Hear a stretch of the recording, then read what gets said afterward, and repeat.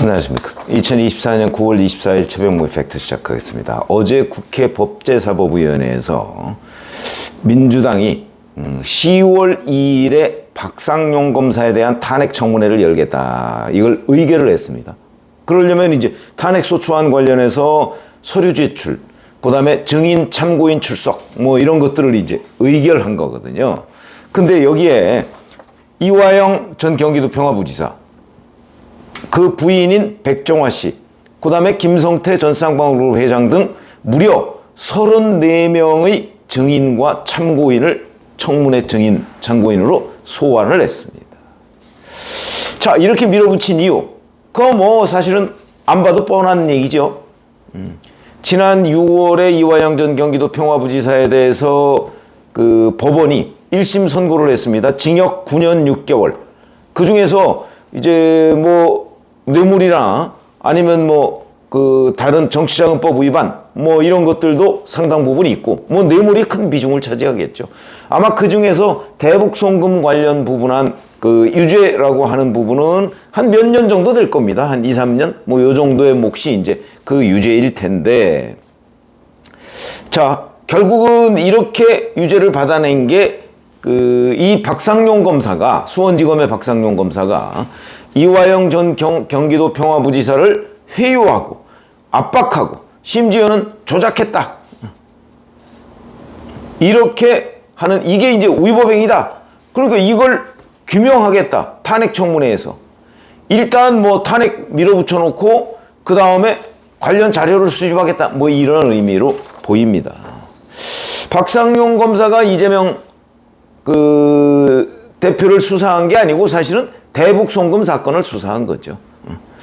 그래서 대북 송금 사건의 주요 피의자라고 한다면 이화영, 그 다음에 김성태 전 그 쌍방울그룹 회장, 안부수 전 아태협 회장 등등이고, 거기에 이제 쌍방울그룹 관계자들이 대거 포함되어 있죠. 거기에 이제 이재명 경기도지사는 이화영의 공범으로 되어 있습니다. 왜냐하면 이화영이 부지사일 때 이재명이 지사였고, 이화영이 한 일의 대부분이 경기도지사 관련의 방북, 그 다음에 경기도 사업, 뭐 스마트팜 사업 지원, 뭐 이런 것들이 그거 아니겠습니까? 그러면 부지사가 경기도 스마트팜 사업, 이거 이재명 역점 사업입니다. 거기다가 이재명의 방북, 이건 뭐 이재명 본인의 일이나 마찬가지입니다. 이화영 부지사가 대리했을 뿐이죠.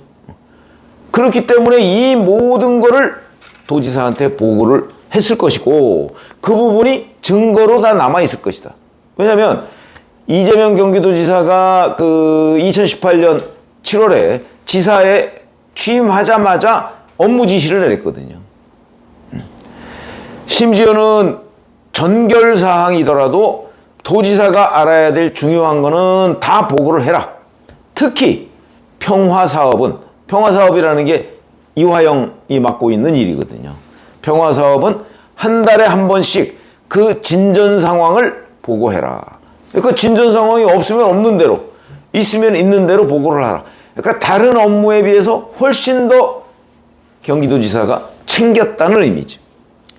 그러면 그로부터 적어도 뭐 거의 10번 내지 20번 정도는 이재명 경기도지사, 그리고 그거보다 뭐 매주 보고했을 테니까, 그리고 종합보고, 매주 보고 종합보고 이렇게 돼 있을 거거든요. 그거는 업무 지시에 다 나와 있습니다. 업무 지시 해놓고 보고 안 받았다 뭐 이럴 수도 있는데, 글쎄 그거야 뭐 다른 사람들한테 물어보면, 다른 실국장들한테 물어보면 보고했는지 안 했는지 금방 알 수가 있겠죠. 자, 이런 점에서 이제 이재명 대표가 대북 송금의 공범이다. 근데 그걸 수사한 사람이 박상용 검사다. 거기에 이 수많은 증인과 참고인을 다 부르겠다. 그럼 이 의도가 어디 있느냐? 검찰에서 이 대북 송금 사건을 수사한 거와 국회 법사위원회에서 청문회를 열어서 증인 참고인을 불러서 조사를 하겠다는 게 결정적인 차이는 뭐죠? 검사는 검사 한 명이 수많은 증인과 참고인을 불러서 하나하나 물어보고 따지고 사실관계를 종합하는 것이고, 국회 법사위원회에는 민주당만 있는 건 아닙니다. 거기에 국민의힘도 있죠. 그러다 보니까 법사위원회에서 이 증인 참고인 불러서 그중에 대표적인 게 이화영과 김성태일 겁니다. 지금 이화영 회유 의혹의 핵심 내용은 김성태를 통해서 김성태는 대우해주고 이화영은 압박을 해서 김성태가 이화영을 회유하도록 했다. 뭐 이런 게 이제 민주당의 시나리오거든요. 이거를 이제 현장에서 민주당 법사위 의원들이 김성태와 이화영을 상대로 이제 이른바 압박 청문회를 하겠죠. 그러면서 이제 김성태에 대한 공격, 그 다음에 이화영에 대한 옹호, 뭐 이런 것이 아마 두드러질 것으로 보입니다. 그러니까 거기서 주로 당할 사람들은 김성태 전 회장과 검찰, 박상용 검사, 뭐 이렇게 되겠죠. 박상용 검사가 뭐 출석할지는 모르겠습니다만은, 왜냐면 박상용 검사 현재 그 해외 연수 중이죠. 근데 이걸 위해서 뭐 들어온다?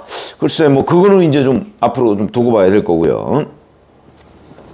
자, 이 얘기는 그러면 무슨 얘기죠? 이거 결국 이화영 전 부지사의 대북 송금 문제에 대한 1심 선고 나왔습니다.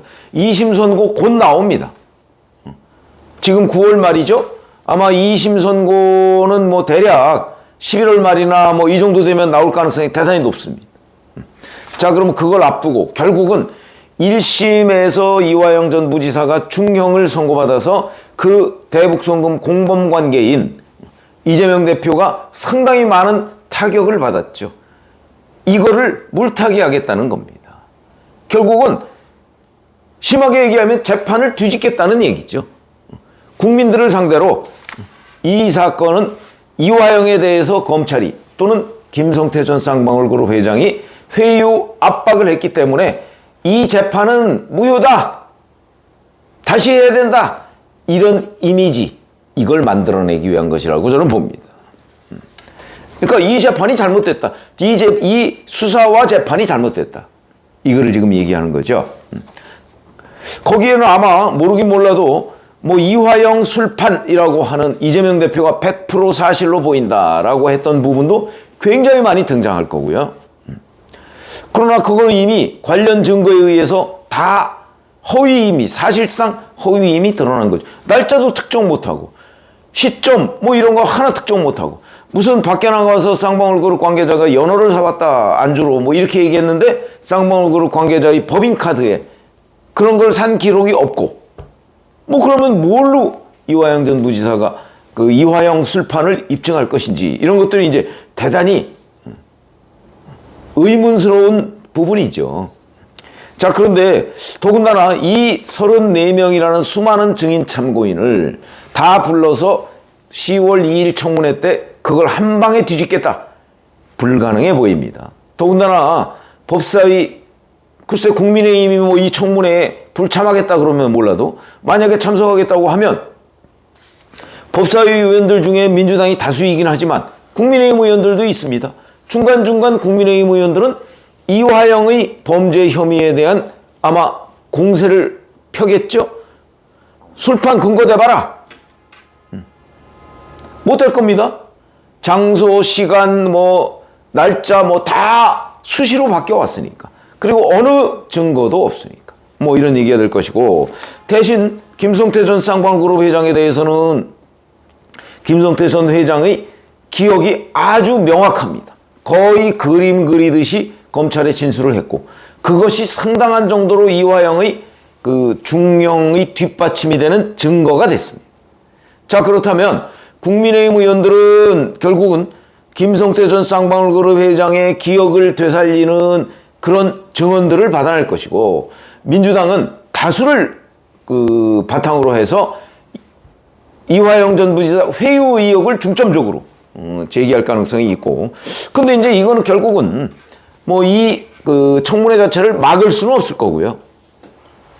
거기에서 얼마나 이 일반 국민들을 상대로 해서 효과적으로 이화영과 김성태의 진술의 허구성, 이걸 부각시키는 애에 달려있게.